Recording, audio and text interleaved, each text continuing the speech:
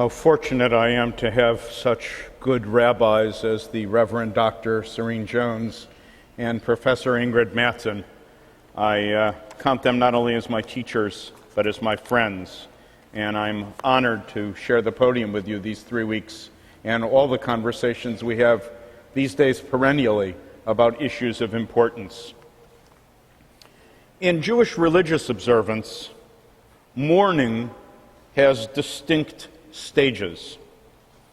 Before a corpse is interred, mourners must be wholly focused on burying their dead, so much so that they are actually relieved of time-bound Torah commandments, such as the morning or afternoon prayers.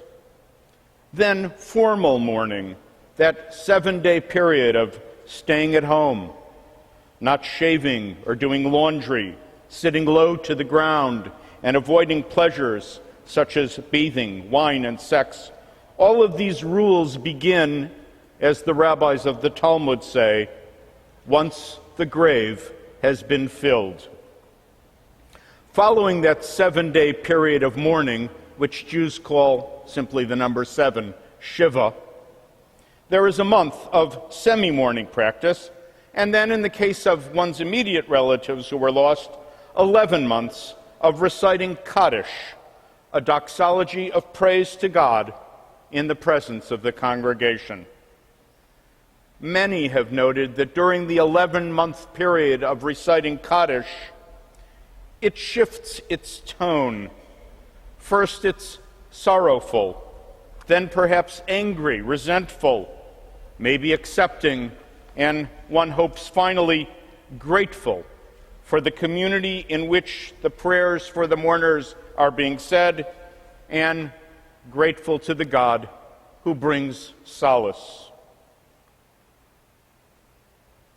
But what if there is no burial, no grave to be filled, no body to be buried, nothing more than ashes taken from the smoldering pit of the World Trade Center's fallen towers? What then?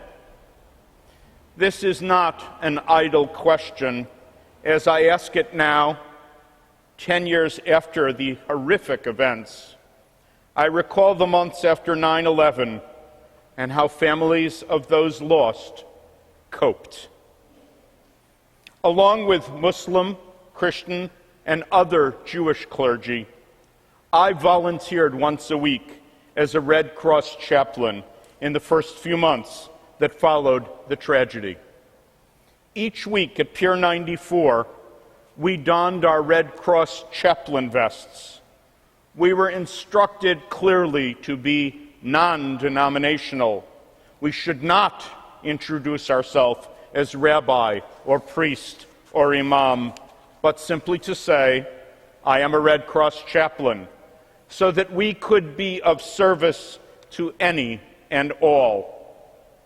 At first, we consoled the families as best we could. And then at a certain point, a decision was made to offer those families deprived of the bodies of their loved ones, to offer them each a rosewood urn with purified ashes from the World Trade Center site. Each family received an urn and a U.S. flag folded into the traditional triangle, a gift from the city of New York, in memory of their loved one. Very quickly, the Red Cross realized that these presentations were the closest thing many of the families would have to a funeral. And we clergy volunteers were then asked to perform these mini funerals. Over many weeks, I did heart-wrenching ceremonies, sharing with the families of the fallen my sympathy for their incalculable losses. In that cavernous Pier 94 on the west side, dazed families wandered from station to station looking for help, filling out their insurance forms, submitting to interview after interview, hoping for news, mourning their unburied dead. Mostly, they spent the day walking back and forth on the unforgiving concrete floors, seeking meaning, a word that might explain their tragic loss. The cries of the seagulls outside the pier served as a poignant soundtrack to the pointless suffering. How could they mourn? How could they find solace? What did this unexpected attack mean? And did the walls, plastered with flyers advertising the missing, did the walls offer them hope, explanation, community? Most of the suffering families had lost members who were vigorous. The mourners had made no preparation. They had no way to make sense of a life cut short. Further, most of those who died in the trade centers were the main source of income for their families. So those left behind suffered a loss of financial security as well. The terror attacks harmed not only those who were killed, but their families, and not only their families, but the communities and the very nation of which they were part. Ironically, the collective mourning made things even worse for the 9/11 families. All of us were suffering. All of us wandered dazed and confused. All of us sought some explanation that might ease our collective suffering. Our mourning as a nation, in some odd way, impeded their individual mourning. The loss we suffered somehow diminished the loss they had suffered as a family, a spouse, a child, or a parent. In the Middle Ages, the rabbis told a tale of tragic loss, the death of the precious child of one of the founding fathers of the rabbinic community centuries earlier, in the wake of the temple's destruction. We do not know how the boy died, or even if the narrative is historically accurate. But the story teaches us perhaps how to mourn and find consolation. Depressed by the loss of his son, Rabbi Yochanan sits Shiva for his 7 days, but then does not get up and return to begin his life once more.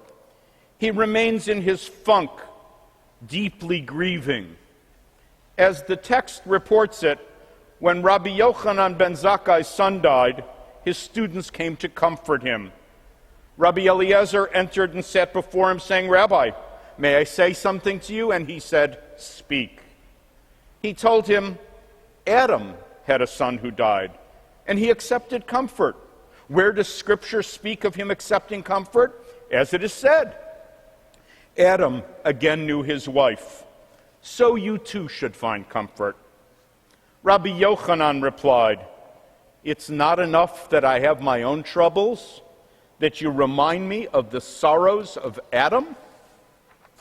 Our teacher, Rabbi Yochanan, found no comfort when his disciple told him others have also suffered loss. He gained no solace from the broader community of mourners. His loss is his loss, not a historic, biblical, or national tragedy. The rabbinic story, which is found in your programs, recounts how other disciples came to their teacher and how they attempted to offer similar solace, and how they too left Rabbi Yochanan feeling bereaved and bereft. Then, the tale continues, Yochanan's favorite disciple, Rabbi Elazar ben Arach, came to offer comfort. When Rabbi Elazar ben Arach entered, Yochanan saw him and said to his servant, "Gather my clothing, prepare to follow me to the bathhouse, for Rabbi Elazar is a great man. I will not withstand him." Elazar sat down before Rabbi Yochanan and said to him, "I'll give you an analogy. It's like a man to whom the king has entrusted a deposit of great value. Each and every day that man would wail and moan, 'Oi, if only I might return my deposit. in peace and in fullness. So you, my Rabbi, you had a son. He studied much Torah, Pentateuch, prophets, writings, Mishnah, law, narrative, and he departed the world without sin. You should take comfort that you have returned your deposit in peace and in fullness. And Rabbi Yochanan said to him, Elazar, my son, you have comforted me like a human being, a mensch.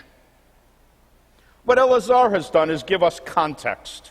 No longer is Yochanan's loss seen in biblical terms as though it belongs to the ages. Now Yochanan can refocus away from his grief and towards what a gift, a deposit from God he had in his son. Instead of allowing grief to continue to overwhelm him, Elazar has shown Rabbi Yochanan a path of memorial for his loss, not of continuing mourning of the tragedy, but of celebration of the life that his son had lived. This is, of course, a delicate undertaking. One can only hear it when one is able and ready. For some, like Yochanan, it requires a week of mourning. For others, a month. Still others, 11 months. And there are those of us who need a decade to mourn our loss, to allow it to move from the nation's or city's tragedy to one more personal, more private. Yes, we mourn our dead collectively on this 10th anniversary. We recount our losses and embrace one another in our still lingering grief. But to mourn endlessly is not advisable, and it does an unintentional injustice to our dead. We must remember the lives they lived, the love they shared, the contributions that those who were lost on 9/11 made when they were still among us. We mourn by turning to acknowledge the blessings of those precious lives and all that we have received from them and from God. We cannot resurrect the dead, yet we can begin to heal.